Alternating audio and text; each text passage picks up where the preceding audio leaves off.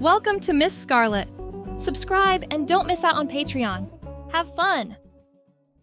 The city sky was an artist's palette of impending storm, its gloom mirrored within the mirrored walls of the corporate giant, Crest Creative Solutions. Gathered in the expansive conference room on the 32nd floor, a palpable tension gripped the air. A solemn gathering of Crest's finest, 20 in all, encircled the oval table, their attention riveted on the CEO, Martin Reeves. Martin, his bearing stoic, addressed the room with a weighty message. The loss of Automax deals a heavy blow. Our financial stability hangs in the balance. With a pause to adjust his tie, a navy companion to his dark suit, he continued. Our pursuit of beauty-bound cosmetics has been relentless. They are the key to our turnaround, but their decision remains shrouded in uncertainty. Unusual demand. Santiago Rivera shifted uncomfortably in his ergonomic chair. At 34, he had been with Crest for nearly a decade, working his way up to senior creative strategist. His blonde hair, usually styled in a professional shortcut, was slightly disheveled from running his fingers through it repeatedly during what had already been a stressful morning. Martin continued. Beautybound's executive team believes that only women can truly understand their products and target demographic. They've stipulated that if we win their account, only female staff can work on their campaigns. A murmur rippled through the room. Santiago glanced around at his colleagues. The company's gender balance skewed heavily male in the creative department, a fact he had never given much thought to until this moment. This puts us in a difficult position, Martin said. We need this account, but we also need our best creative minds on it. Unfortunately, that means we may need to make some difficult staffing decisions in the coming weeks. The implication was clear. Layoffs were coming, and the men in the creative department were first on the chopping block. After the meeting, Santiago retreated to his office, loosening the collar of his light blue button-down shirt. His mind raced. With a mortgage and his mother's medical bills to pay, losing his job wasn't an option. He stared at the beauty-bound portfolio on his computer screen, their vibrant cosmetic lines, their messaging focused on empowerment and authenticity. Tough break, huh? Santiago looked up to see Diane, the HR director, standing in his doorway. Yeah, seems like my decade of experience doesn't matter much against a chromosome, he replied, immediately regretting the bitterness in his tone. Diane entered and closed the door behind her. I've known you a long time, Santiago. You're one of our best, and Martin knows it too. He's trying to figure out a way to keep you on the Beautybound project if we get it. Unless I magically transform into a woman, I don't see how that's possible, Santiago said with a hollow laugh. Diane didn't laugh in return. Instead, she gave him a long, thoughtful look. You know, that's not actually the craziest idea. Santiago stared at her, confused. What are you talking about? Beautybound wants authentic female perspective. They never specified anything about biological sex or gender identity. They just want people who present as women working on their account. Are you suggesting what I think you're suggesting? Santiago's eyebrows shot up. I'm not suggesting anything, Diane said carefully. I'm just pointing out that sometimes creative problems require creative solutions. She turned to leave, then paused. The pitch meeting is in 2 weeks. Just something to think about. For 3 days, Santiago couldn't shake the conversation. He found himself studying women in the office, on the subway, in restaurants, not with attraction, but with curiosity. How they moved, spoke, dressed. The idea was absurd, and yet, on the 4th day, he called his friend Elena, a theater costume designer. I need to talk to you about something. unusual," he said when they met for coffee that evening. Elena, with her artistic sensibilities and open mind, listened without judgment as Santiago explained the situation. When he finished, she simply nodded and said, "I know someone who can help." The next weekend found Santiago in a modest apartment in the arts district, surrounded by wigs, makeup, and women's clothing. Elena's friend Margot, a makeup artist for theater and film, assessed him with professional detachment. "You have good bone structure," she declared. "Soft features for a man. This could work." For 6 hours, Margot transformed him. She taught him how to apply makeup to soften his jawline and accentuate his eyes. She fitted him with a natural-looking blonde wig styled in a sleek ponytail, close to his natural color but longer, more feminine. Elena brought clothing options, focusing on professional attire that would work in a business setting. When Santiago finally looked in the full-length mirror, he barely recognized himself. The woman staring back at him was polished, professional, and surprisingly convincing. "What do you think?" Margot asked. Santiago studied his reflection, turning slightly to see different angles. "I think I need to practice walking in these heels." The following Monday, Santiago requested a private meeting with Martin. He wore his usual charcoal suit and white shirt, his appearance completely normal. "I have a proposition regarding the beauty-bound account," Santiago said once they were alone in Martin's office. Martin looked tired. "I'm all ears. The pitch meeting is next week, and frankly, I'm concerned about our chances." "What if I told you I could present as female for this client?" Martin's coffee cup froze halfway to his lips. "I'm sorry." Santiago explained his idea, watching as his boss's expression shifted from confusion to consideration. "You're serious about this?" Martin asked finally. "Dead serious. I've already done a trial run to make sure I can pull it off convincingly. No one would know." Martin set his cup down carefully. "And you'd be comfortable doing this?" "I need this job, Martin. And honestly, I think I could bring something unique to the campaign. I understand both perspectives." After a long pause, Martin nodded slowly. "If you can pull this off, it might just work. But this stays between us, Diane and HR, and whoever else absolutely needs to know. We present it as bringing on a new female creative director named Josephine," Santiago supplied. "Josephine Rivera." "A relative?" "Cousin, visiting from Spain. Exceptional record in European markets." Martin's lips curved into the first genuine smile Santiago had seen from him in weeks. "All right, Josephine. Be ready to meet the beauty-bound executives next Monday." The transformation from Santiago to Josephine took 3 hours on the morning of the pitch. Elena and Margot came to his apartment at 5 a.m., working methodically to ensure every detail was perfect. The blonde wig was styled into an elegant ponytail that hung just past his shoulders. His makeup was flawless, professional but feminine. He wore a burgundy wrap dress that Elena assured him was both fashionable and forgiving of his male physique. Delicate gold jewelry, small hoop earrings, and a thin necklace completed the look. When he stepped into the office building, Santiago felt every eye on him.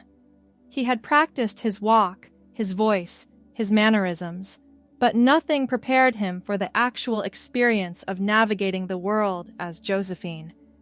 He kept his chin up, remembered his posture, and made his way to the conference room where the beauty-bound executives were waiting. "Josephine!" Martin greeted him warmly, playing his part perfectly. "I'm so glad you could join us. Everyone, this is Josephine Rivera, our new creative director who will be leading the Beauty Bound account if we're fortunate enough to secure it. The pitch went better than anyone could have anticipated. Josephine presented ideas that Santiago had been developing for weeks, but somehow, coming from her, they resonated differently. The Beauty Bound executives leaned forward in their seats, engaged and enthusiastic. When Josephine spoke about the authentic female experience with beauty products, they nodded in agreement. "Your perspective is exactly what we've been looking for," said Catherine Mendez, Beauty Bound's CEO. "Someone who understands the emotional relationship women have with beauty, not just the transactional one." By the end of the meeting, it was clear. Crest had won the account. As the Beauty Bound team left, Catherine squeezed Josephine's hand. "I look forward to working closely with you. It's rare to find someone who truly gets it." In the elevator down to the lobby, Martin could barely contain his excitement. "That was brilliant. Absolutely brilliant. They loved you. I mean, Josephine." Santiago smiled, feeling a strange mix of pride and disorientation. "So, what happens now?" Martin's expression turned serious. "Now, we figure out how to make this work long-term. Beauty Bound is a major client. They'll expect to work with Josephine regularly." The reality of the situation sank in. This wasn't a one-time performance. For the foreseeable future, Santiago would need to live a double life. Over the next few weeks, a routine developed. 3 days a week, Santiago came to work as Josephine, leading the Beauty Bound account. The other 2 days, he worked remotely as Santiago, handling other clients via email and phone calls. It was exhausting, but sustainable. What Santiago hadn't anticipated was how much he would enjoy being Josephine. As her, he found a creative freedom he had never experienced as Santiago. There was something liberating about stepping into her identity, the way people listened more attentively, the different dynamics in meetings, the fresh perspective it gave him on his work. The Beauty Bound campaign flourished under Josephine's direction. Her insights led to a complete reimagining of their marketing approach, focusing on authenticity and personal transformation. The first ads tested exceptionally well with focus groups. "You've exceeded all our expectations," Catherine told Josephine during a lunch meeting 6 weeks into the project. They sat at a table by the window in an upscale restaurant, Josephine in a forest green pencil skirt and cream blouse, her blonde ponytail draped over one shoulder. "The way you captured the essence of what beauty means to real women, it's remarkable." "Thank you," Josephine replied, her voice practiced to a gentle alto. "I think sometimes the most powerful messaging comes from seeing things from a slightly different angle." Catherine studied her for a moment. "There's something unique about your perspective. It's like you understand both sides of the conversation, what companies think women want, and what women actually want." Josephine felt a flutter of panic, quickly suppressed. "I've always tried to be an observer as much as a participant in the world of beauty." As the weeks turned into months, the lines between Santiago and Josephine began to blur. Santiago found himself adopting some of Josephine's mannerisms, even when out of character. He noticed things as Santiago that he would have overlooked before, the way women were spoken over in meetings, the subtle social expectations placed on them, the constant awareness of physical appearance. At the same time, Josephine was evolving. She grew more confident, more authentic. Her presentations became more impassioned.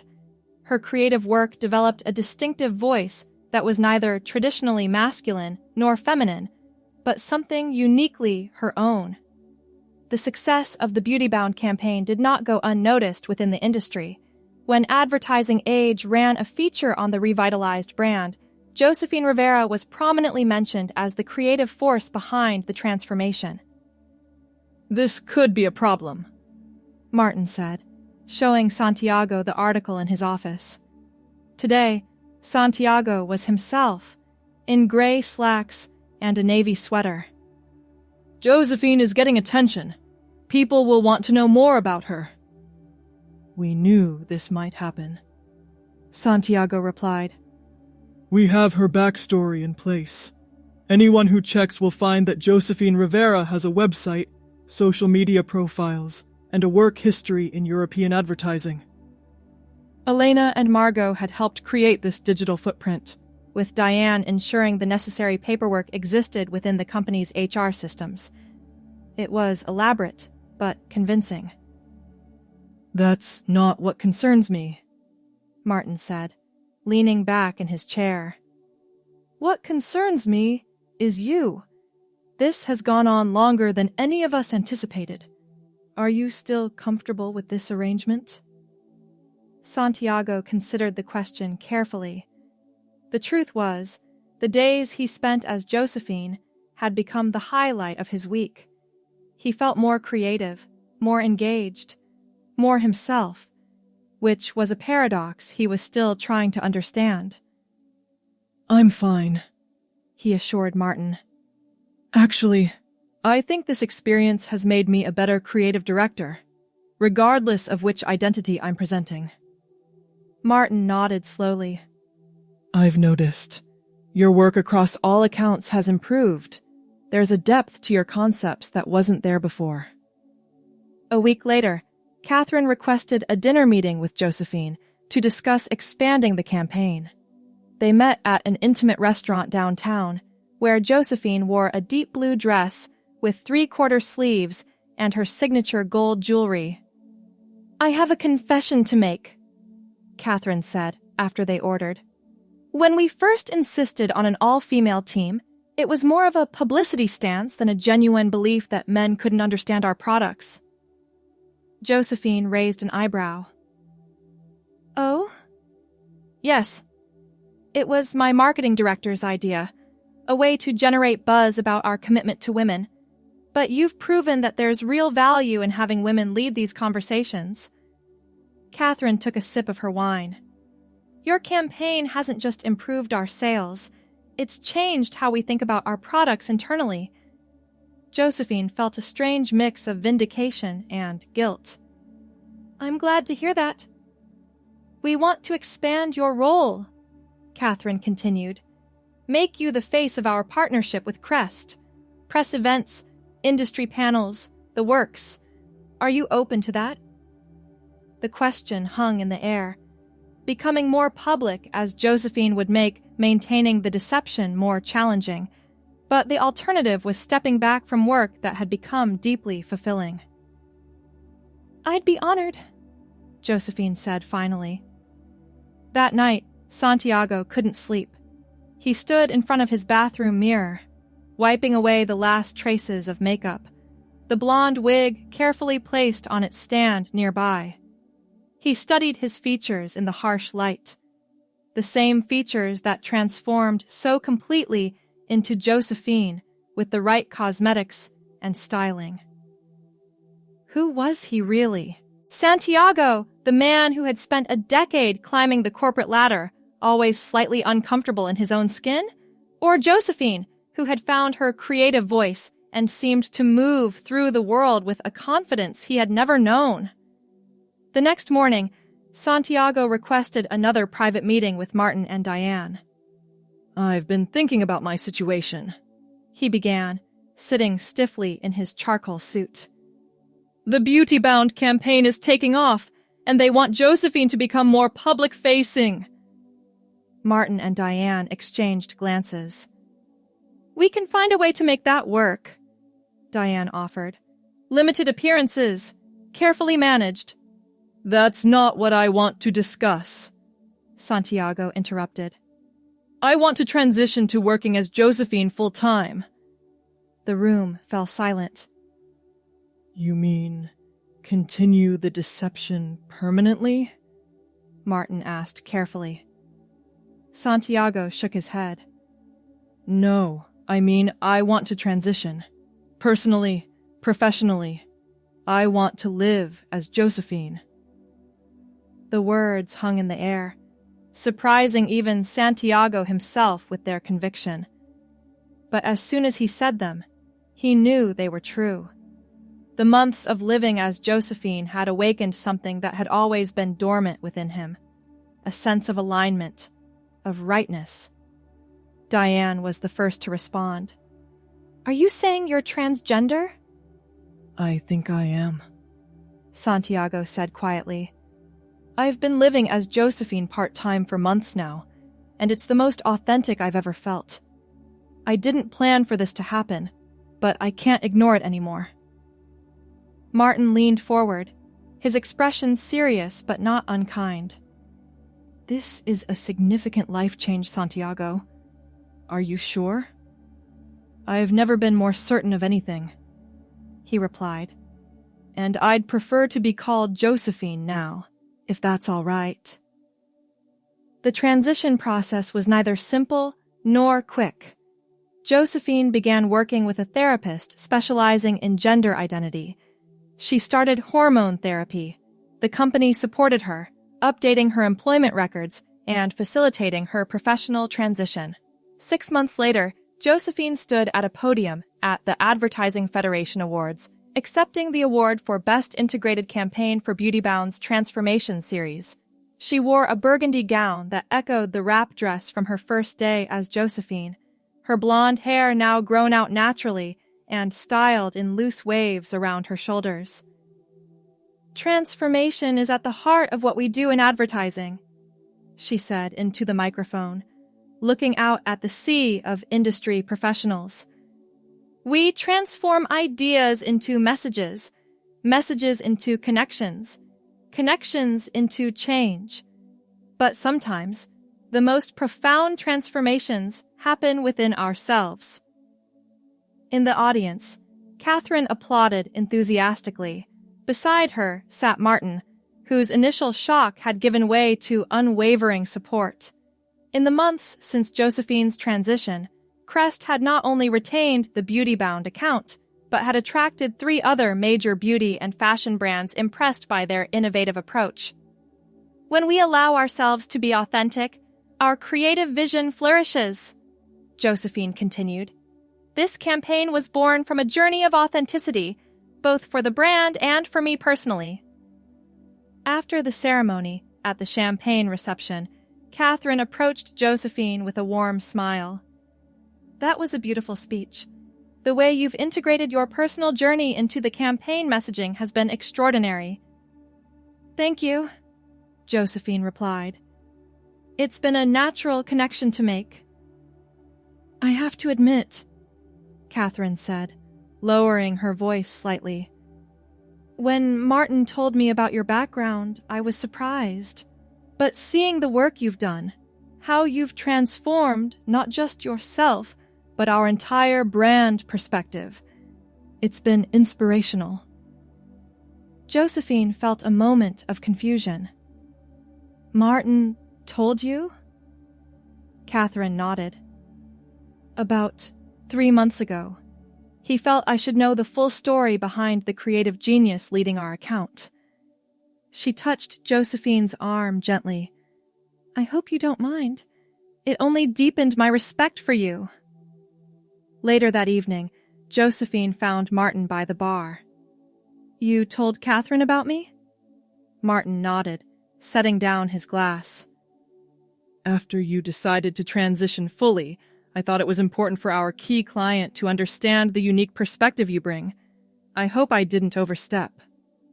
"No," Josephine said thoughtfully. "Actually, it's a relief. No more secrets." "You know," Martin said, "when you first suggested this plan, I thought it was just a creative solution to a business problem. I never imagined it would lead to all of this." He gestured vaguely at the room, where Josephine was now recognized as one of the industry's rising stars. "Neither did I," she admitted. "But, looking back, I think part of me always knew something wasn't quite right. This experience just gave me permission to discover who I really am." 1 year to the day after Josephine's first appearance in the Crest conference room, she sat in her new office with its floor-to-ceiling windows, the office of the creative director. On her desk sat a framed copy of the beauty-bound campaign that had changed everything, alongside a small photo of herself from before, when she was Santiago. She kept it as a reminder of her journey. A knock at the door interrupted her reflection. Diane entered, carrying a small gift bag. "Happy anniversary," she said, placing the bag on Josephine's desk. 1 year since you saved the company and found yourself in the process. Josephine smiled, reaching for the bag. Inside was a delicate gold bracelet with a single charm. A butterfly. Transformation, Diane explained unnecessarily. "It's perfect," Josephine said, fastening it around her wrist. It complemented the gold earrings and necklace she still wore daily, her first pieces of jewelry from that initial transformation.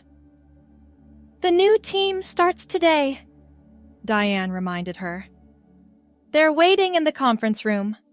Josephine nodded, smoothing her teal dress as she stood.